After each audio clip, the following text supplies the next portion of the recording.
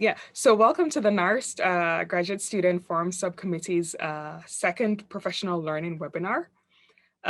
This afternoon's topic, or rather evening or morning, wherever you are, is preparing for and thriving during your dissertation. My name is Thayla Smith, and on behalf of the committee members and presenters here today, thank you all for joining us. In particular, this afternoon's event is organized by the members of the NARST Graduate Student Forum Subcommittee. We are, and when I say your name, I guess you could just raise your hand. Dr. Krista Haveli. Hi, everyone. Chair of the Graduate Student Committee, Dr. Preeti Titu. Hi, everyone. Tiara Worlsey, sorry. Samantha Ringel. Mohammed Estei. Hello. Jordan Henley. And myself, of course. The webinar was organized as part of a series of virtual professional learning events that will be hosted by the Forum Subcommittee. And this event is one of the events that will help us to remain committed to our goals to support the graduate student community. We're honored to have with us this afternoon presenting on this topic, Dr. Stefanie Marshall. Yes, raise your hand. Dr. Sara Wilmes and Dr. Terrell Morton. Thank you, guys. Dr. Stefanie Marshall is an assistant professor of STEM education in curriculum and instruction in the College of Education and Human Development at the University of Minnesota, Twin Cities. Dr. Sara Wilmes Sara Wilmes is a postdoctoral researcher at the Institute of Applied Educational Sciences of the Research Unit on Education, Culture, Cognition, and Society of the Faculty of Language and Literature, Humanities, Arts and Education at the University of Luxembourg.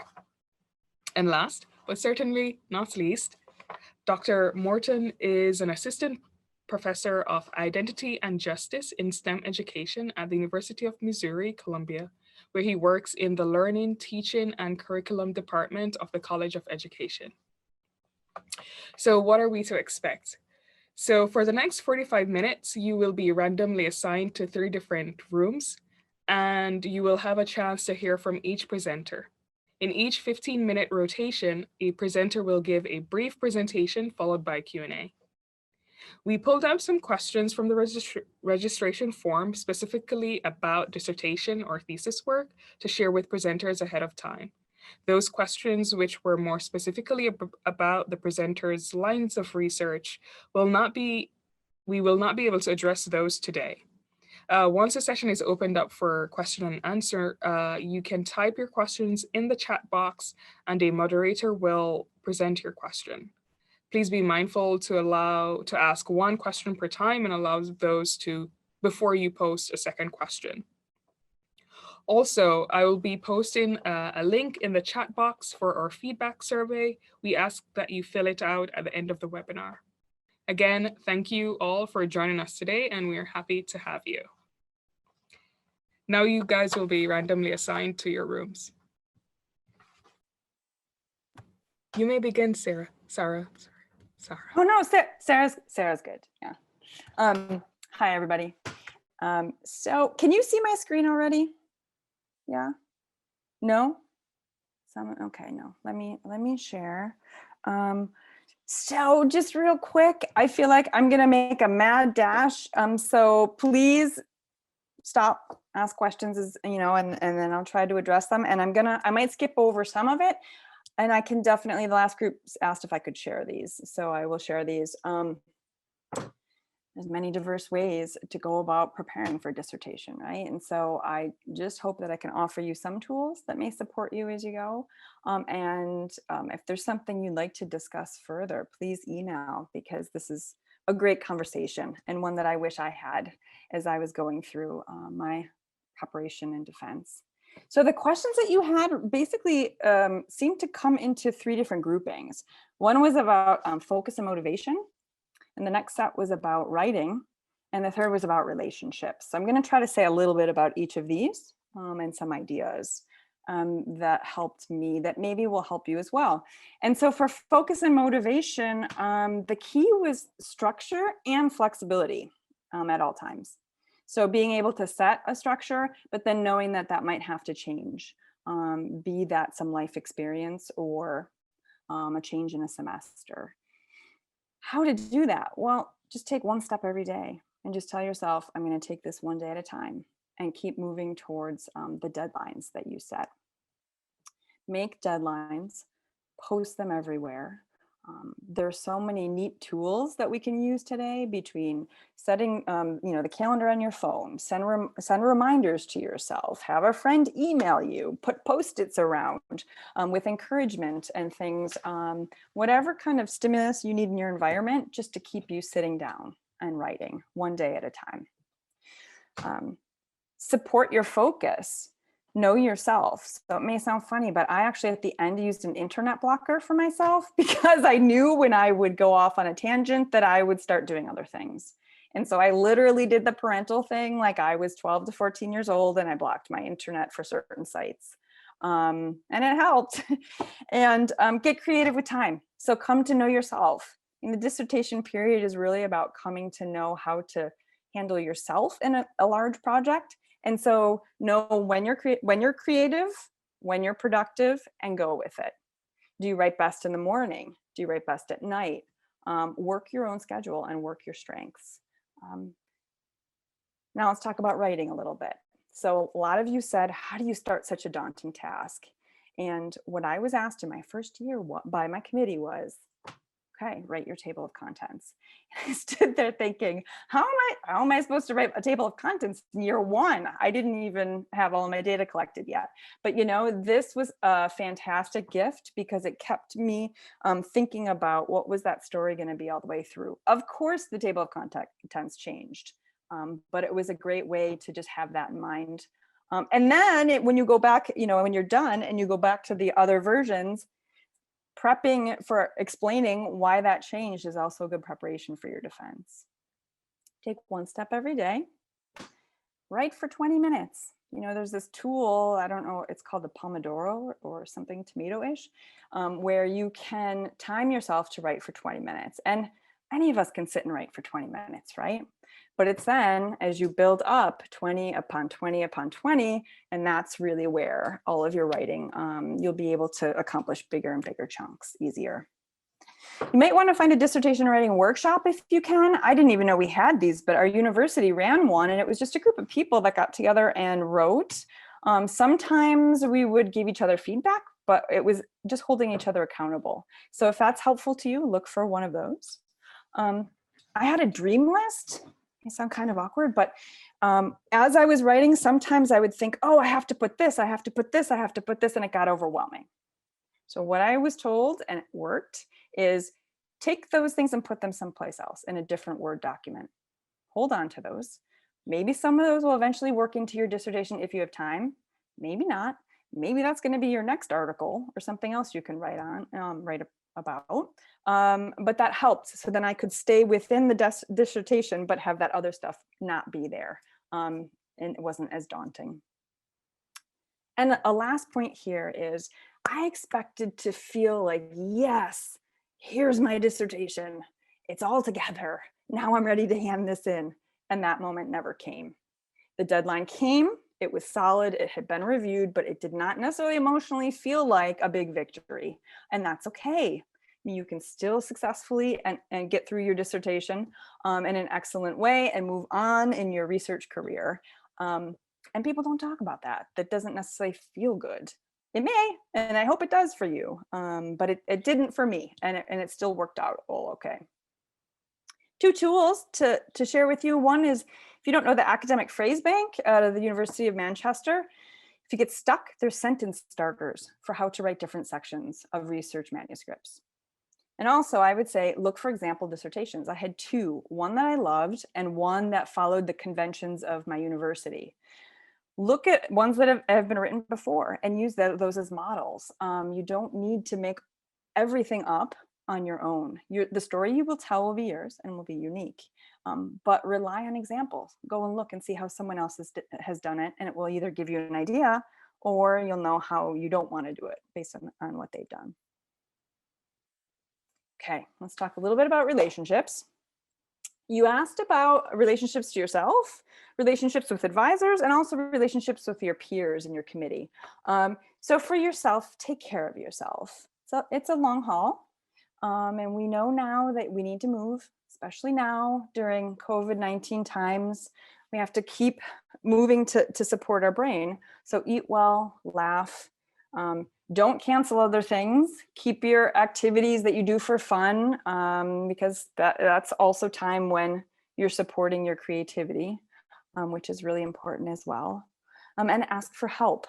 Some of you asked about anxiety and depression. That's not something to mess around with. Take that seriously. If you are feeling anxious or depressed, some things you can do, you can look to meditating. Insight Timer is excellent. Or go to your university structures. They might have recommendations of where you can go for help, or reach out to a friend. Okay, so it's all important we look out for each other and let somebody know you need some help there. Relationship with your advisor. So advisors are people too. We're human and have limitations, and so it's just about coming to know the relationship. The best thing you can do is ask for support. Ask for what you need. Not everybody can provide anything. So what if they can't help you? So say they don't have time, or it's just not their area of expertise. You can say, "Oh, can you suggest an alternative?" And this then allows them to get you the help you need, but through somebody else. And I found that's really helpful. Your committee. For me, it was a little bit different because I only saw my committee at very specific times. So in Europe, we only see each other then, and it's not custom for us to contact them outside of that period. But the great thing about your committee is they're going to know your work really, really well by the end. So keep them in mind, thank them a lot, stay in touch, because, for example, they can become experts on grants that you write later, or maybe there'll be future collaborations that come through working with them. So they're a great resource, even if you don't have a lot of back and forth communication with them during your dissertation writing. A few notes about defending.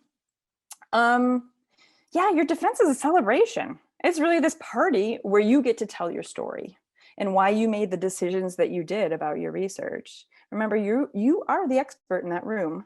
You're going to be quizzed and you need to defend what you've done, but just be able to talk through why you made the decisions that you did. Some of you asked what's the difference between an excellent defense and an okay defense, and I would say know the weaknesses of your study. Be able to talk through why you did what you did, why you didn't make other decisions when you could have relative to the field and your topic. And prepare for 3 different categories of questions. Questions you don't know the answers to, questions you never thought of, and questions you've thought of but just maybe aren't going to go in depth about. And if you have an answer for that, that will help you so that you're not thrown off guard. So you can say, "Oh, that's a really great question. I had thought of that and I didn't do that because," and it shows again that you're the expert of the study that you conducted. Practice. I walked around the neighborhood and talked to myself a lot. There's a lot of great questions online. You can get sample questions. You don't have to think of them. And ask yourself and just practice saying them out loud. And I don't know for you, but for me, I have to say it out loud to practice it. I can't just practice in my head. And set up a support team. I had someone who came to help me hook up my computer, even though I can do that. I knew that when I get nervous that doesn't go so well. We also had to have refreshments for the committee, so someone came and helped me with that too. So find people to help you, if it's your family or a friend or a colleague, or maybe administrative support. It depends on what resources you have. And lastly, and some of you asked about after the PhD.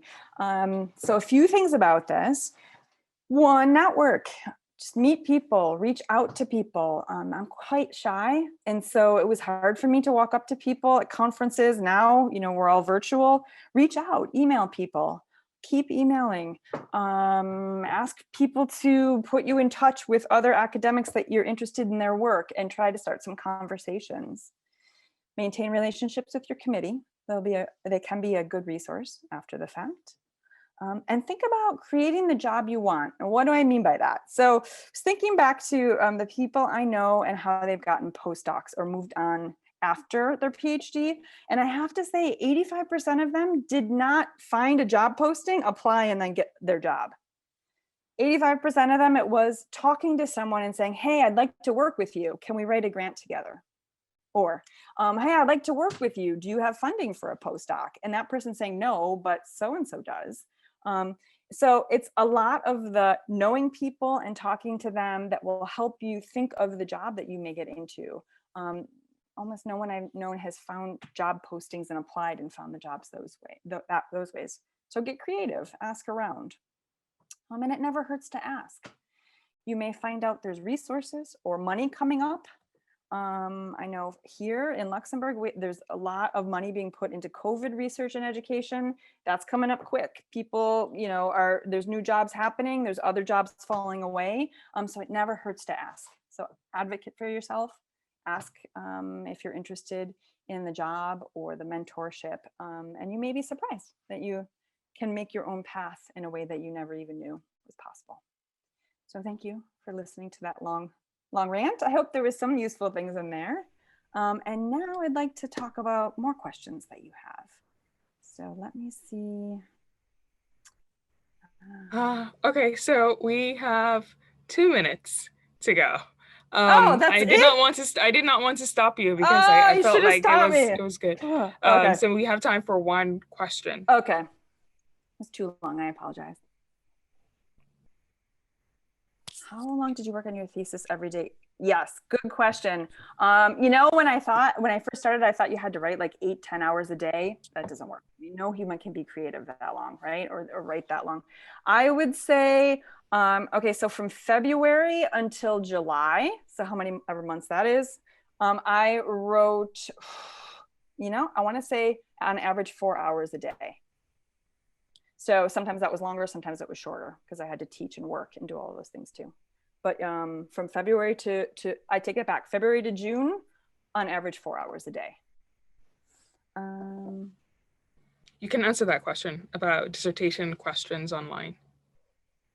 Wait, what? I didn't understand. I'm sorry. How did I? Oh, can you direct us to where there might be sample dissertation questions online? Thank you. Yes. So there, I hope I quote this right, and I can make these slides available to you. I put them on that one slide. There's 2 places. One is ProQuest. ProQuest is a database of not all, but some dissertations that you might have access to through your university. The other is a website called something like PDQT. That's another repository of dissertations. Also, just do a search. Do a Google search on dissertation about, and you'll be surprised. Our university is starting to just make them all open access and freely available through the university. And I think more and more universities are doing that. So those are all easy ways to find dissertations. Okay. Thanks for listening to me talk so fast.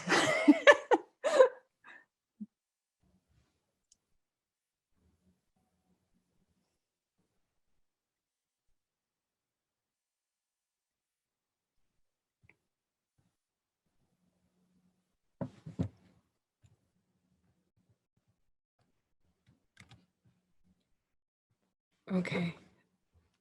The other presenter is finishing up and will be here shortly. Are we good? Should I go ahead? Yeah, you can go ahead. All right. Hi, everybody. Can I get some kind of reactions to see how we're feeling? Is it the thumbs up? Is it the heart? Is it the celebration? Is it the I'm so tired of Zoom that I'm ready to get off this computer emoticon? I don't think they've made that one just yet, but I am looking forward to it because that might be my favorite one. But as they said before, Dr. Terrell Morton, I'm an assistant professor at the University of Missouri, and I'm going to be talking to you all today about thriving during the dissertation process. And I am very intentional to say thriving because as a scholar, I think about and I situate things from an asset-based, strengths-based, positive-based approach.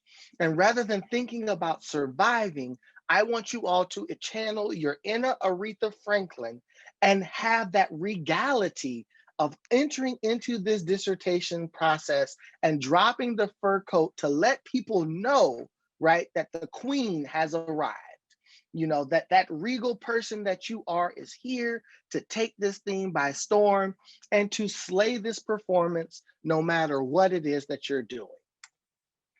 So I did a traditional dissertation, a chapter dissertation at UNC Chapel Hill. So I will be speaking about sort of that chapter dissertation process. And there are multiple components that comprise the chapter dissertation, where your background information is the bait. How do you get people attracted to what you're wanting to talk about? Your problem statement is then the hook. How do you hook them into deeper conversations?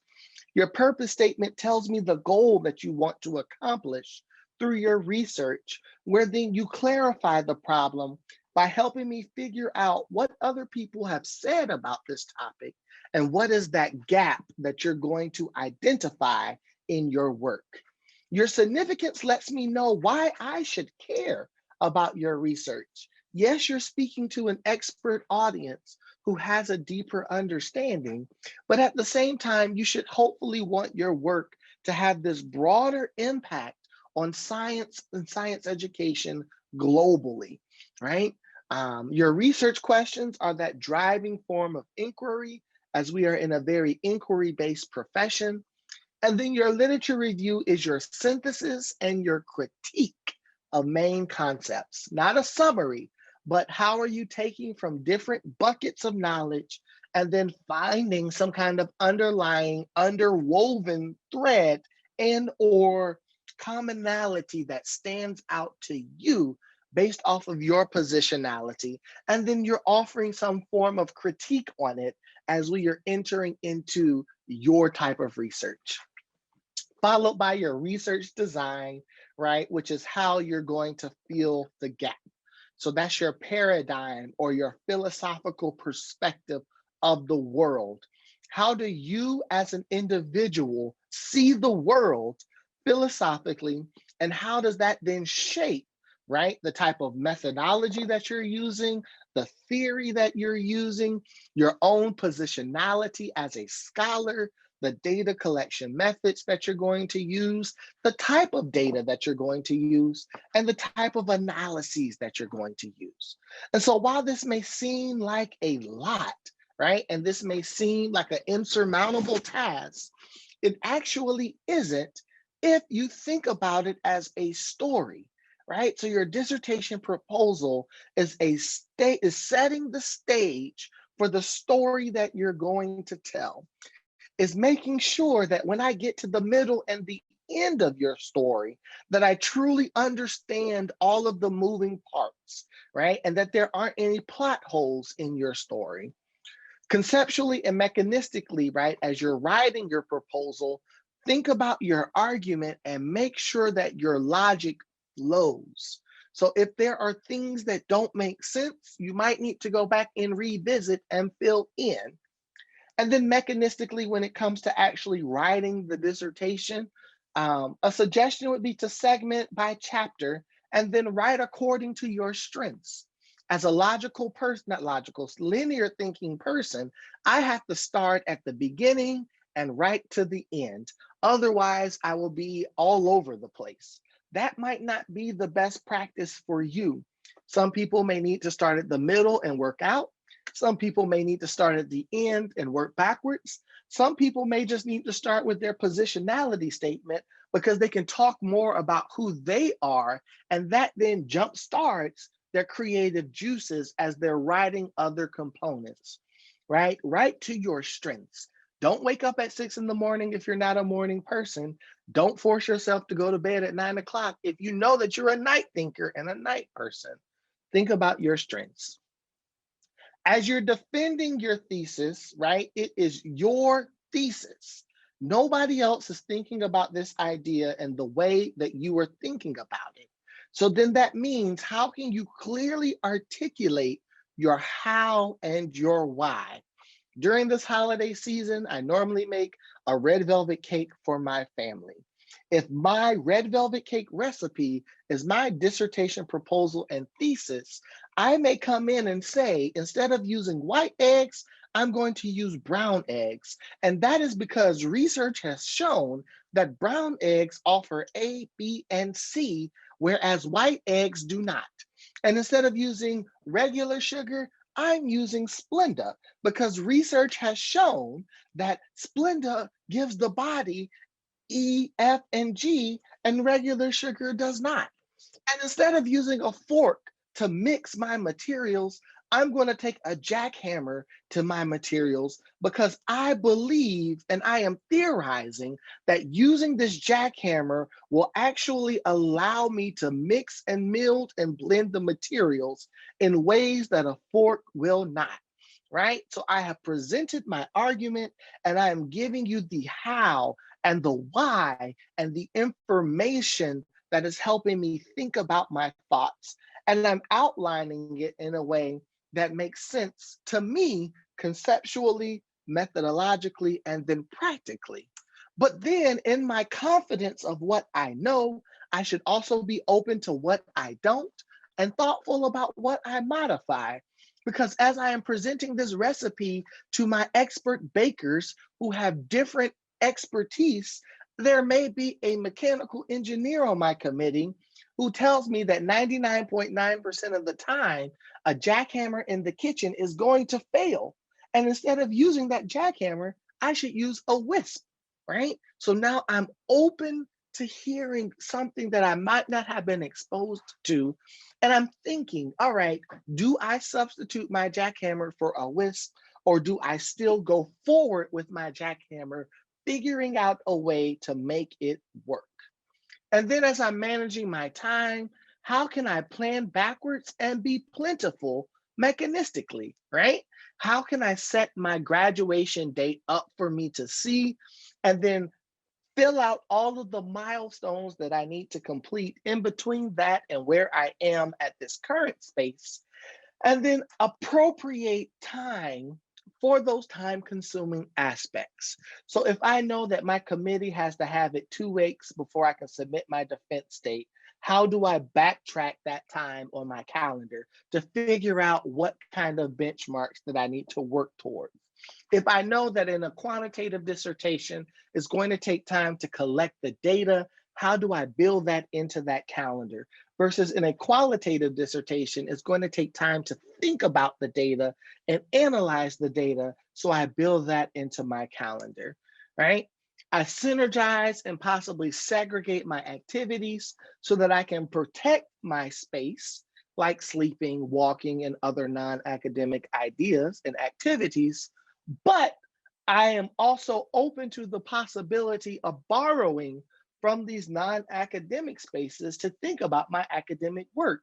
So if I am watching that holiday Netflix movie, right, who is giving me the key to life, how can that potentially help me think through my dissertation? If I have family members, spouses, kids that I'm talking to, how can I talk about aspects of my dissertation to them to help me think differently about the ways that I'm communicating these ideas?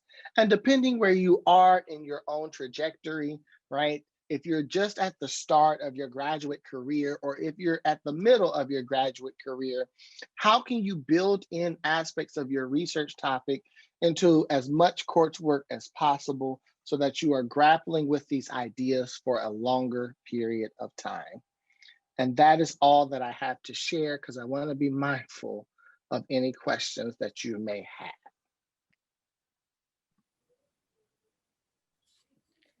Thank you, Dr. Martin. We have one question here. When synthesizing literature, do you focus on what topics are interesting to support dissertation questions? Great question. So when I think about the literature that I'm synthesizing, I'm thinking about what are my fundamental concepts. So for my dissertation, I looked at Black women in STEM undergraduate research programs and how their identity shaped their persistence. So the fundamental concepts that I had to include in my literature review were Black women in STEM, undergraduate research programs, right? And then persistence, motivation, and engagement. And it was looking across those three buckets where I then was synthesizing ideas relevant to my research and my positionality. And so it's not necessarily what is interesting, like, ooh, this is a hot topic, let me think about it, right? But it is what is fundamental to my ideas.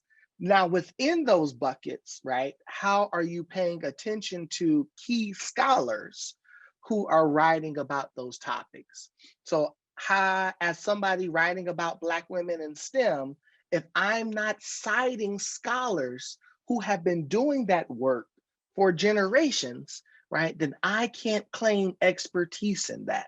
So my dissertation had to include citations from people like Felicia Mensah, or from people like Ebony McGee, or from people like Nicole Joseph or Macy Golson, right? People who were talking about Black women in STEM before I entered into this arena. And very similar with undergraduate research experiences, right? How am I citing people who are doing that? How am I being attentive to the women of color scholarship and thinking about like Heidi Carlone and Angela Calabrese Barton and Angela Johnson, right? If these names are not present, then it's obvious that I did not do a deep enough dive into my concepts. So those are, how do you include the fundamental scholars, right? But then how do you include the scholars who are building on those fundamental aspects and expanding it? So those might be the new interesting scholars who are doing creative things with the work, whose publications might be within that 5-year gap that we talk about. Thank you. And then another question we have is, let's say sample timeline after proposal is 9 months to a year enough time for collection and analysis with writing findings? I think it depends on the type of dissertation that you're doing and how strategic you are in your data collection, right? So, and what are the institutional boundaries around IRB? Will it take your institution 2 months for your IRB to be approved, or will it take it 2 days? So for me, who did a qualitative dissertation study, I did partly a secondary data analysis and partly a new data analysis. So I was strategic in being a part of a research project that allowed me to start some of the data collection for another project that I would then use for my dissertation before I actually started my dissertation proposal. And that then shortened the time, because qualitatively we talk about analyzing and collecting simultaneously as we're getting towards our ideas. Now, if I just were to get it approved, get my IRB approved, and then put it out there, you know, how much data are you looking to gather? Are you looking to gather multiple interviews and focus groups from people across the nation that will require a lot of time to corral people? Corralling people to sign up to talk to you takes time, right? So it could be that 9 months or not, just depending on, again, how you are strategizing and how are you analyzing and collecting simultaneously, and what aspects of the argument that you're presenting. Because your dissertation, though phenomenal, should not be your best work. It should be the start to your best work. So you may get into a space where it's like, all right, I'm not going to say this, and I'm going to save this for the next round, and I'm just going to get this part of the story out now. We have less than a minute left, and I just want to get back to one last question that we have about lit review. How do you develop the lit review during writing dissertation? Great question. So a strategy that I used while I was reading across my graduate school timeline I was using like Zotero or one of those citation saviors to save my introduction, the methods, and the main points from the literature. And I almost created like a binder of analysis of literature. And so then I was pulling from that as I started to write my literature review for my dissertation proposal. So think about the pieces you've already been exposed to through your coursework that you might want to use in your dissertation, and then check who they cite to see those authors that you might want to then further read. And then of course, through using Web of Science and Scopus and ERIC and Google Scholar, right? How do you do different combinations of topics to see what else is being produced within that 5-year time window? Dr. Stefanie Marshall, I'm an assistant professor of STEM education at the University of Minnesota Twin Cities. Based on some of the questions, I thought I'd give a little bit of my background, because I think I have kind of a different background coming into being in a curriculum instruction department. I did my master's in educational leadership and policy at University of Michigan with administrative certification, because at the time I thought I wanted to be a Title I director. So that's what I did at first, and then I caught the research bug. Then I did my PhD at Michigan State University, where I studied educational policy and got a certificate in science education and focused on urban education as well. My background is actually I was a former science teacher. I have a degree in biology. So I was thinking a lot about science education, but through an organizational lens. And so that's what kind of led me to policy. And I had a lot of policy questions, just kind of wondering how can we think more organizationally how to support kids in science classrooms, children in science classrooms. And so because to me, if we don't fix what's happening organizationally or at the policy level, then how can we really support teachers in the classroom? And so that's the lens that I bring, and my work is intersectional in that way. And some of the questions were specific to that. So I'll just dive into the questions for the session. And if you have more questions about how I went about that, we can talk about that a bit later. And so these are the 3 topics I'll be covering. And I think some of them overlap with the other speakers as well. And so the first topic, communicating with your advisor and committee.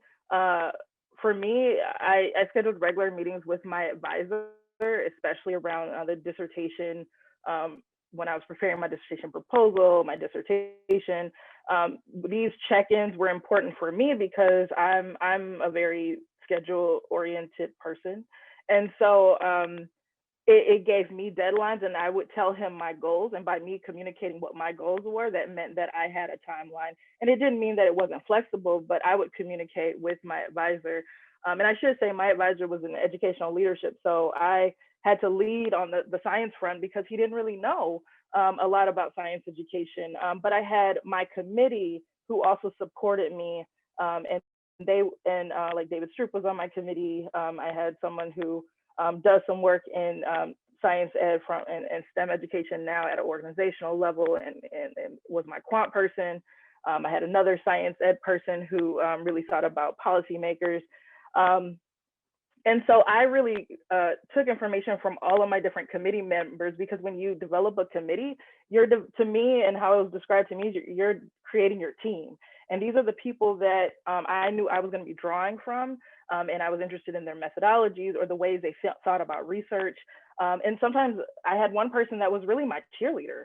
And sometimes I needed that too, to just check in. And she was a person with a background in history of education, but doing coursework with her, she really supported me. And so I really thought about it as a team and who could I rely on through this process. And so having a plan was really important to support my work. We're not seeing your slides advance on the screen. I'm sorry.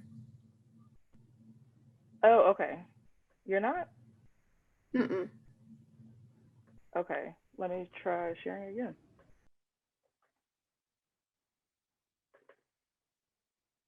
So are you seeing this? Communicating with your advisor? Oh, okay. Sorry about that. So I had a plan, and so that helped me I talked about that plan with my advisor too, because talking to him about when I wanted to graduate so we could backtrack and understand how many months in advance or years in advance does a dissertation proposal need to be ready? When did the dissertation need to be ready to go out to the committee? So really having specific time points. I already talked about the committee members. I locked in my dissertation date months in advance because I sent out like 20 some time slots, and one was in common, or all my committee members were available at one of those times.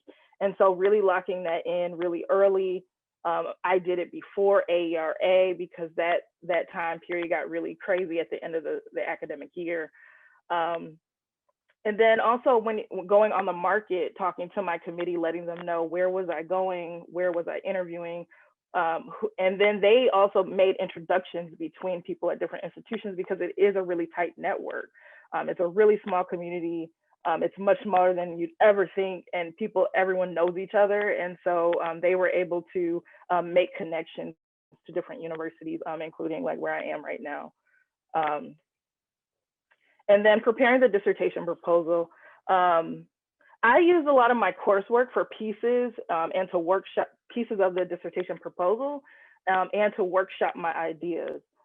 If there was ever, especially given I was a policy student and taking like science education courses, there were times when the assignments didn't really speak to what my needs were. And so I would propose a different assignment or something. Maybe there was a assignment I could tweak a bit to fit what I needed to do at that point in time. So I really tried to make sure that my assignments met my needs for the step that I was at that point. And all of my professors were really supportive of that. And they wanted to make sure the class was a space for me as well as a policy student. But I really had to communicate about what my needs were as well. Some of the questions are really about what's your question? How do you decide on a question? I keep a notebook when I'm struggling with something or thinking about something, I write things down. That was advice I got from my advisor during my master's program, and I think that's really helped me. And so, but I have that question, but then I look at the literature to see what the literature says about that. And a lot of times at the end of articles, they'll have like specific research questions or the next steps or things that people need to consider for further research. I pay attention to those or I highlight those because that really tells you, especially more recent articles, they've just reviewed all the literature.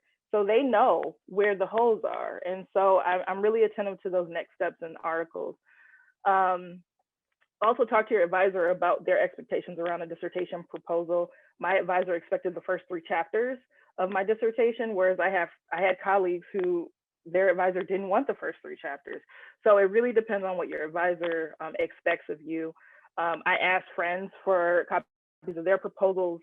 Advice from my advisor was to look at award-winning dissertations. So if you look at like NARST, AERA, there are people who win awards for their dissertations. So I would go through and outline dissertations to kind of see I had to figure out how I was going to tell my story. So none of them mirrored how I told my story, my dissertation, but I wanted to see what are their research questions, what made it into the proposal, and how does it outline so that it tells a complete and thorough story.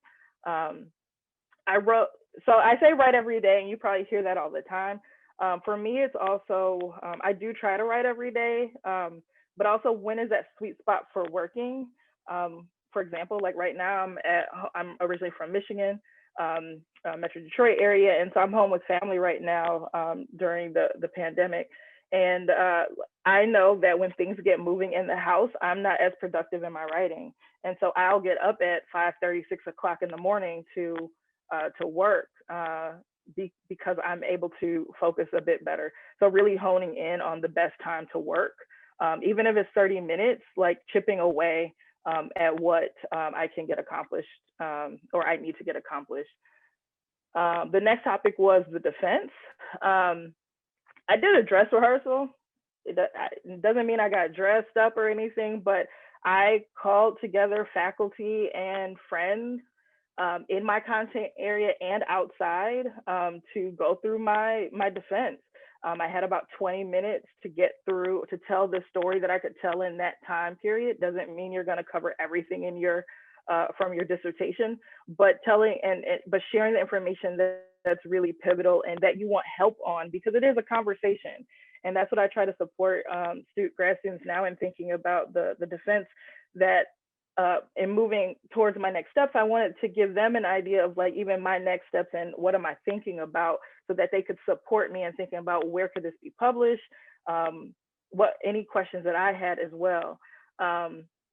So I had actually, one of my friends brilliantly had the idea, had an idea of everyone, different people had roles in that dress rehearsal. And so I had a timekeeper. Someone kept time of how much time I stayed on each slide. Somebody else reviewed slides for mistakes. I had a note taker. So what questions did people ask? And what holes, and I spelled hole wrong. So wrong hole. What holes did they notice? And so, so it really became like a group of my friends supporting me in this effort. And we did it for each other as well. There were a few of us that did this for each other. And so it was a great experience to have a community where I did feel that type of support. And faculty that weren't necessarily on my committee, I invited to this dress rehearsal. I invited them to the defense as well, but this was a time where I was really needing support, and folks, I recorded it for one person. They gave me one professor, and they gave me feedback later. And so really that's the time to share your ideas and really rely on your community. The last thing I wanted to really, second to last thing, say is life happens. I know some of the questions were about significant obstacles. I experienced a significant obstacle during when I was writing my dissertation. A family member became gravely sick, and I became a caretaker. And so that was something that was really challenging, but at the same time, that person was really supportive of everything that I was doing. And so I really worked on a schedule and took advantage of every moment that I had in order to write. And so life happens, but I also communicated with my committee. My chair knew, and I did finish on time, whatever on time means. And my committee was very shocked by that, but I think I also had a family that really supported me in those efforts, in the midst of so much happening in my personal life at the same time. And it's not comfortable to always share these very personal things with your committee, but I'm thankful that I had a committee that is still super supportive of me in everything that I do, and they were there for me during that time. I prioritize my family, and I'm not ashamed of that, and I still do that today. And so that's, I think, really centering on what your needs are in the midst of everything, and do what you can when you can. And then create supportive spaces. So writing groups, writing partners, critical friends. I have a writing group. We meet every week for a couple of hours that we write. Writing partners. I have a friend who's across the country now. We wrote together during grad school. She would just come to my place. We would alternate making dinner. We would just be together. But now on a Saturday, I'll ask, are you working? And we'll work. We'll have our cameras off, but it's at that time of just being on at the same time and working. So that's all that I've prepared for y'all. What questions do you have of me? And sorry, I know I went fast, so please ask any follow-up questions that you may have. Thank you, Stefanie. So we have 4 more minutes, and we've got 2 questions so far. So sometimes it is hard to start analyzing the received data. How did you move from research proposal stage to start your data analysis? Okay. So because I did my first 3 chapters, I felt like I was really grounded in the literature. I started collecting data. I already had a site ready. That was something that was really important, was having everything really lined up so that I could go right in the field immediately. So I started collecting data, and I had a timeline that was also a part of my my dissertation proposal. Like I had a specific plan and I stayed on track. What really kicked me was when I had a job talk that I needed to get done, and I hadn't really analyzed a lot of data, and so I really had to hone in on what do I think that I'm seeing, what research question can I answer during this job talk, and I didn't go through all of my data. So I think really honing in on which parts of the data. I started coding using my coding scheme, and just started to see the trends in the codes.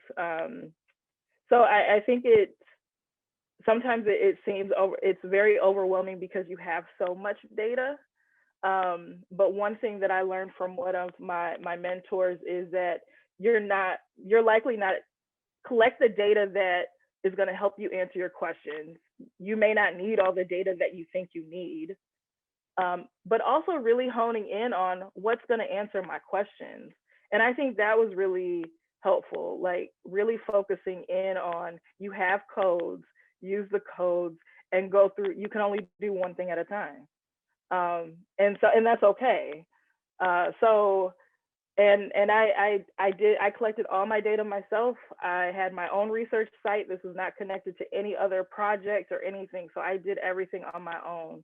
And so I guess I'm saying it from a lens of, I had the option of collecting on other people's projects, and I decided that I wanted to do everything on my own. And so I hope that helps. But you can only do one thing at a time. I think focusing in on your research questions and thinking about, how am I going to answer that question? All right, looks like we're getting ready to switch. We got about 1 minute left. It looks like we have one more question. So do you have any advice for, let's say one half of your committee is really engaged in your research, but the other half is not really engaged in your PhD journey? How would you navigate that?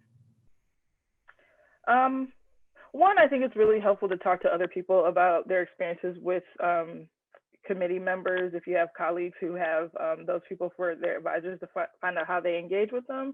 But two, also, if they're more interested in, they're on your committee for the methodology, I think having the specific targeted questions is really important for some committee members.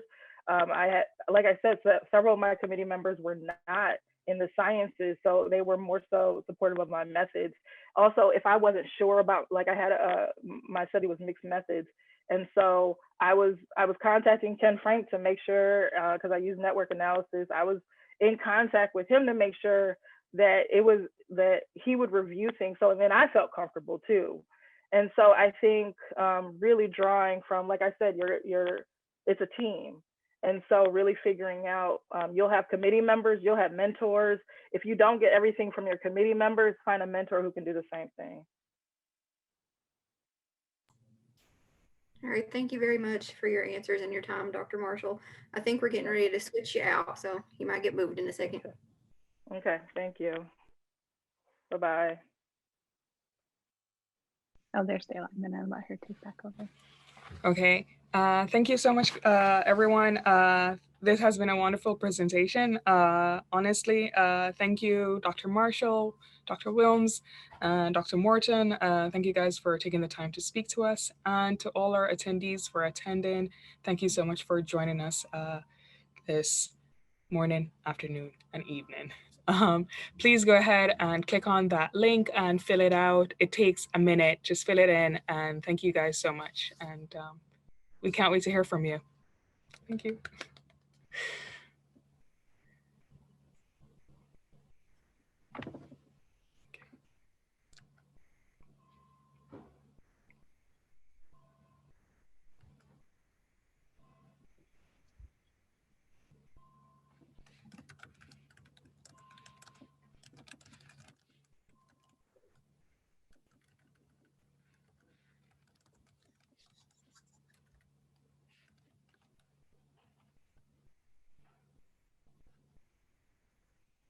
I just want to let you know if there were unanswered questions, we'll get back to the presenters and we'll so that we can have them answered.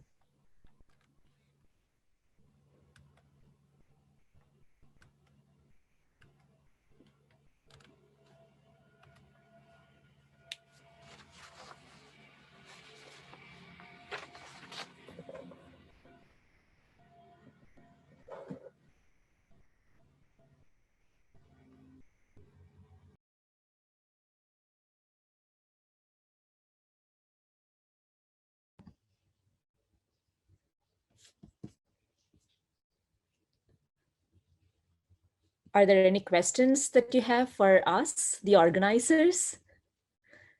We are happy to chat. You can have an informal chat if you would like to stay. Actually, I have a question. Should I write it or should I say it out loud? Yeah, I think you're Go open ahead. to. Is there an email list or anything which I can sign up to? Because I just got to know from this event from my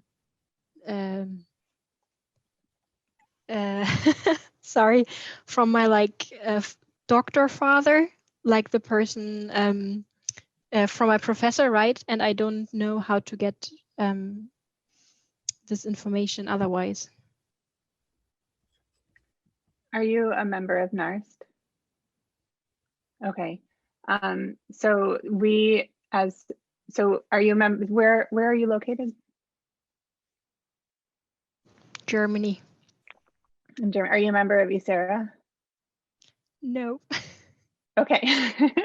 So membership in these, professional organizations is a good way of kind of staying in the loop of how these types of events are being put on.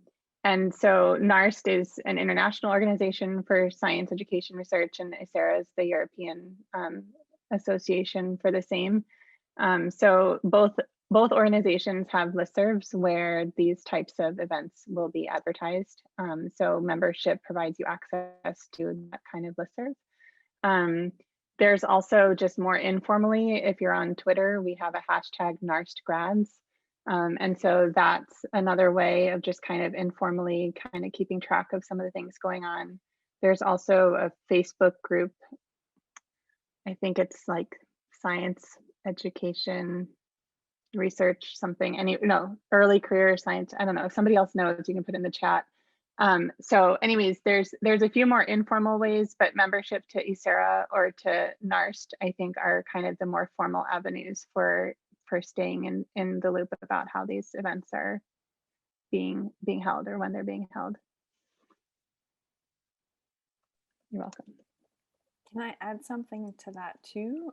One of the great things I think to come out of the catastrophe of this year is that if you do join NARST, for example, this year, the 2021 conference will be virtual. And I know that the international committee from NARST just announced the participation scholarships. And so for many of you as graduate students and as early career scientists, you can apply for a grant that will cover your participation in the 2021 conference for NARST. So if you go to the narst.org website, that becomes open to you as well if you become a member of NARST. And we similarly on the graduate student committee will be offering scholarships for registration fees as well. So there'll be a few different opportunities for you to potentially have those fees covered for you if that's a financial burden.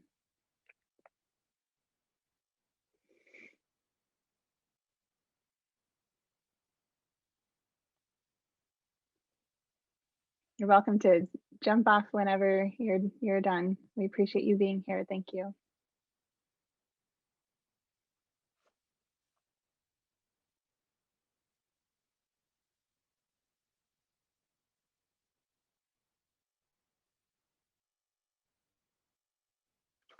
Mohammed just put a link if you're on Facebook to the Facebook group I mentioned. That is the correct one. It's a private group, so you need to be invited. So if you're interested, I guess you can look me up on Facebook and friend me, and then I can invite you if you send me a message. But it's not a very active group for what that's worth. But of course, as graduate students, you all can make it be more active by contributing to it. So it's definitely a space where information can be shared. It's just not very active right now.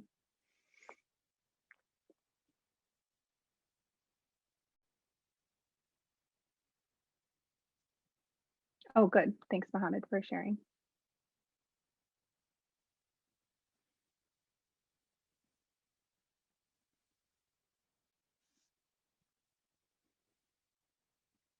Thanks, Sara.